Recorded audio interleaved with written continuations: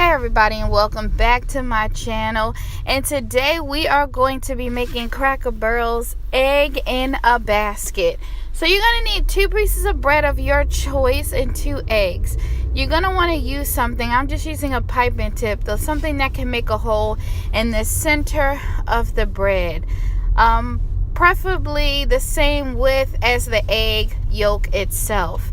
Usually you can take that middle piece out, but as you can see here, I'm just spreading it open a little bit more. That way I don't have to waste any parts of the bread. So don't mind my hash brown that's cooking in the back, but we're going to get a little oil or something and put that in the pan. Then you're going to crack 1 egg in the center where you open up the bread. And then you're going to take your other egg and put it into the other piece of bread. So you want to cook this for about a minute and a half or 2 on the first initial side of it. So I'm just getting a little pepper. I don't use any salt. And just put that on the egg. And then you're going to flip it over.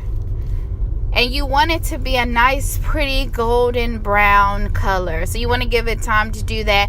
And also time for the egg to cook. Now, if you want a runny yolk, you're going to want to cook the egg for about a minute and a half, like I said, on each side. Because the more you cook the yolk, it won't be runny. So now I'm just taking a knife and I'm just, ooh, look at that.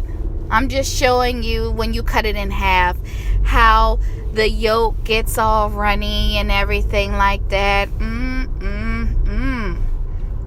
I also have it with some bacon and hash browns, but that's pretty much the end of the video. So I thank you guys for watching, and don't forget to subscribe to my channel and follow me on Instagram, and I'll see you guys in the next video.